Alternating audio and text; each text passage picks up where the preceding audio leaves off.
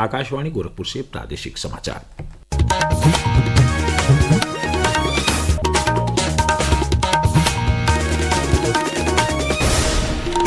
नमस्कार, समाचार बुलेटिन के साथ मैं वेद प्रकाश पाठक। पहले मुख्य समाचार।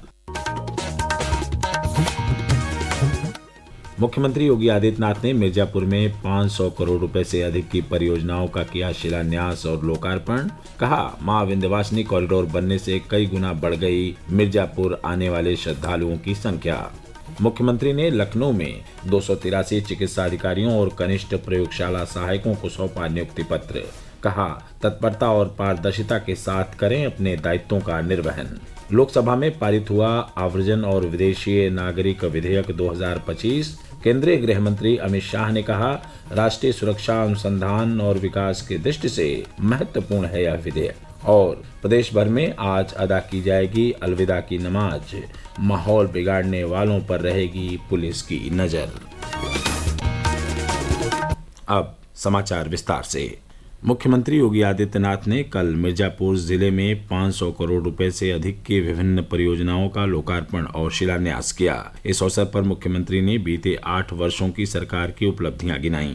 कार्यक्रम में केंद्रीय राज्य मंत्री अनुप्रिया पटेल भी मौजूद रहीं। मुख्यमंत्री ने अपने संबोधन में कहा कि मां विंध्यवासिनी कॉरिडोर बनने के बाद मिर्जापुर में आने वाले श्रद्धालुओं की संख्या में कई गुना की वृद्धि हुई है। आस्था भी आर्थिकी का और आजीविका का आधार बन सकती है। यह महाकुंभ ने इसका मार्ग प्रशस्त किया और मैं आपको बधाई देता हूं। मां विंध्यवासिनी का ये कॉरिडोर विकसित होने के बाद लाखों लाख श्रद्धालु आ रहा है और श्रद्धा भाव के साथ दर्शन करके आप सबके प्रति धन्यवाद ज्ञापित करते हुए यहाँ मिर्जापुर की धरती से जाता है। इस मौके पर मुख्यमंत्री ने विभिन्न योजनाओं के लाभार्थियों को प्रमाण पत्र वितरित किए।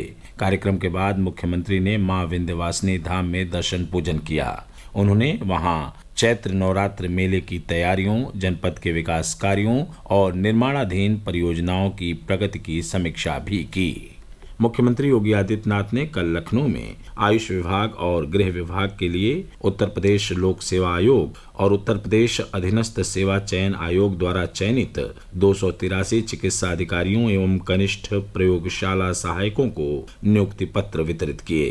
कार्यक्रम को संबोधित करते हुए मुख्यमंत्री ने चयनित अभ्यर्थियों से अपील की कि वे पूरी तत्परता और पारदर्शिता के साथ अपने दायित्वों का निर्वहन करें। आज आयुष के क्षेत्र में बहुत संभावनाएं हैं और मैं बार बार कहता हूं, ये हेल्थ एंड वेलनेस सेंटर जो बनाए जा रहे हैं, जो प्रधानमंत्री जी की एक परिकल्पना है, हर गांव को आरोग्यता के लक्ष्य को प्राप्त करने के लिए हेल्थ एंड वेलनेस सेंटर, हमारे आयुष के सेंटर, आयुर्वेद हॉस्पिटल और जो हमारे अन्य आयुष के जो कॉलेजेस हैं, यूनिवर्सिटीज हैं, ये संस्थान अपने आप में हेल्थ टूरिज्म के नए अड्डे बन सकते हैं। प्रदेश भर में विकास उत्सव के अंतिम दिन कल अलग अलग जिलों में प्रदेश सरकार के मंत्रियों की मौजूदगी में कार्यक्रम हुए। कैबिनेट मंत्री डॉक्टर संजय निषाद ने गोरखपुर में आयोजित कार्यक्रम में हिस्सा लिया। सरकार में राज्य मंत्री मयंकेश्वर शरण सिंह ने अमेठी के गौरीगंज में आयोजित मेले का शुभारंभ किया। इस मौके पर उन्होंने विभिन्न योजनाओं के लाभार्थियों को प्रमाण पत्र और दिव्यांगजनों को ट्राईसाइकिल बांटी। वाराणसी में प्रदेश के राज्य मंत्री रविंद्र जायसवाल ने सरकार की 8 वर्ष की उपलब्धियां गिनाई। परिवहन विभाग प्रदेश के सभी जनपदों में 1 से 30 अप्रैल तक अवैध ई रिक्शा और ऑटो चालकों के खिलाफ विशेष अभियान चलाएगा। प्रदेश के परिवहन आयुक्त ब्रजेश नारायण सिंह ने सभी पुलिस आयुक्त, जिलाधिकारी और वरिष्ठ पुलिस अधीक्षकों को इस संबंध में पत्र लिखा है। परिवहन आयुक्त ने अभियान को लेकर कल विभागीय अधिकारियों के साथ एक बैठक भी की। इस दौरान उन्होंने अधिकारियों को अभियान की नियमित मॉनिटरिंग करने और कार्रवाई की रिपोर्ट हर शुक्रवार को उपलब्ध कराने के निर्देश भी दिए हैं। महिला और बाल विकास मंत्रालय ने प्रधानमंत्री राष्ट्रीय बाल पुरस्कार के लिए आवेदन आमंत्रित किए हैं। इसके लिए 1 अप्रैल से राष्ट्रीय पुरस्कार पोर्टल के माध्यम से आवेदन किए जा सकते हैं। आवेदन की अंतिम तिथि 31 जुलाई है। पुरस्कार के लिए पात्र बच्चे की आयु 31 जुलाई 2025 तक 5 वर्ष से कम और 18 वर्ष से अधिक नहीं होनी चाहिए। प्रादेशिक समाचार आप आकाशवाणी गोरखपुर से सुन रहे हैं। यह समाचार बुलेटिन हमारे YouTube channel AIR news Gorakhpur और एक्स हैंडल AIR न्यूज_GKP पर भी उपलब्ध है। लोकसभा ने कल आव्रजन और विदेशी नागरिक विधेयक 2025 पारित कर दिया है। विधेयक का उद्देश्य आव्रजन कानूनों को आधुनिक बनाना है। इसमें पासपोर्ट, यात्रा दस्तावेज, वीजा पंजीकरण के संबंध में केंद्र सरकार को कुछ शक्तियां प्रदान करने का प्रावधान है। गृह मंत्री अमित शाह ने कहा कि यह विधेयक राष्ट्रीय सुरक्षा सुदृढ़ करने, भारतीय विश्वविद्यालयों के लिए वैश्विक मानदंड सुनिश्चित करने और अनुसंधान तथा विकास और विनिर्माण के लिए आधारभूत ढांचा तैयार करने की दृष्टि से महत्वपूर्ण है। 2047 के हमारे लक्ष्य के अंदर एक सशक्त अप्रवासन नीति का बहुत बड़ा महत्व है और अप्रवासन एवं विदेशियों विषयक विधेयक 2025 प्रणाली को सिंप्लीफाई करेगा, स्ट्रीमलाइन भी करेगा, सिस्टमेटिक बनाएगा और सुरक्षित मतलब सिक्योर भी करेगा। ये ट्रांसपेरेंट भी बनेगा, ट्रैक ड्रिवन भी बनेगा, टाइम बाउंड भी बनेगा और ट्रस्टवर्दी भी बनेगा।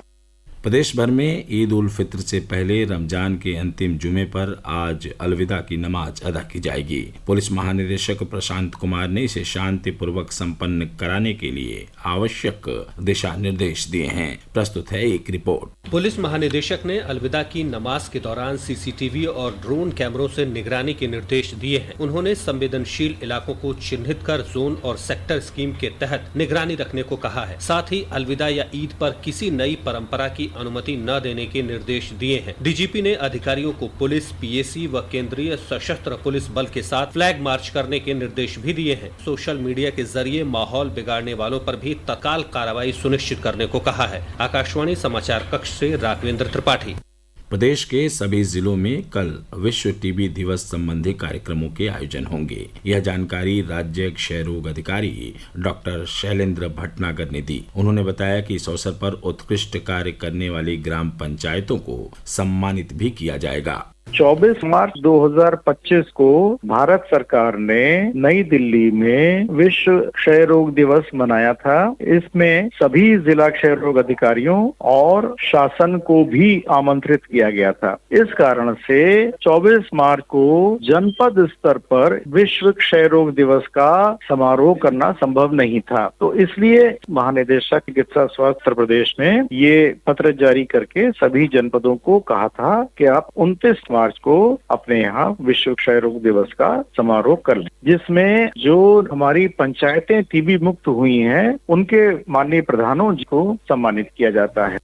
प्रसार भारती के मुख्य कार्यकारी अधिकारी गौरव द्विवेदी ने कहा है कि वेब्स कार्यक्रम विश्व भर में तकनीक से जुड़े लोगों को एक ही मंच पर मीडिया और मनोरंजन उद्योग में शामिल होने का अवसर प्रदान करेगा।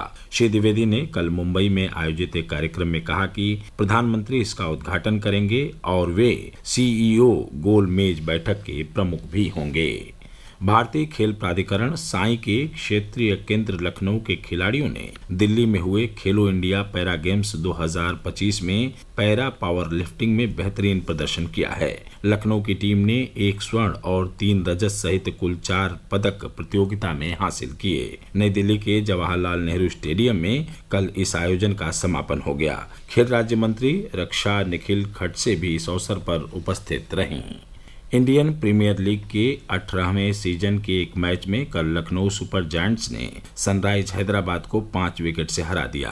पहले बल्लेबाजी करने उतरी सनराइज हैदराबाद की टीम ने 20 ओवर में 9 विकेट खोकर 190 रन बनाए। लक्ष्य का पीछा करने उतरी लखनऊ सुपर जायंट्स टीम ने 4 ओवर पहले ही 5 विकेट खोकर निर्धारित रन बना लिए और जीत दर्ज की। और अंत में इस बुलेटिन के मुख्य समाचार एक बार फिर। मुख्यमंत्री योगी आदित्यनाथ ने मिर्जापुर में 500 करोड़ रुपए से अधिक की परियोजनाओं का किया शिलान्यास और लोकार्पण। कहा, मां विंध्यवासिनी कॉरिडोर बनने से कई गुना बढ़ गई मिर्जापुर आने वाले श्रद्धालुओं की संख्या। मुख्यमंत्री ने लखनऊ में 283 चिकित्सा अधिकारियों और कनिष्ठ प्रयोगशाला सहायकों को सौंपा नियुक्ति पत्र। कहा, तत्परता और पारदर्शिता के साथ करें अपने दायित्वों का निर्वहन। लोकसभा में पारित हुआ आव्रजन और विदेशी नागरिक विधेयक 2025। केंद्रीय गृह मंत्री अमित शाह ने कहा, राष्ट्रीय सुरक्षा, अनुसंधान और विकास की दृष्टि से महत्वपूर्ण है यह विधेयक। और प्रदेश भर में आज अदा की जाएगी अलविदा की नमाज, माहौल बिगाड़ने वालों पर रहेगी पुलिस की नजर। इसी के साथ प्रादेशिक समाचार बुलेटिन समाप्त हुआ। नमस्कार।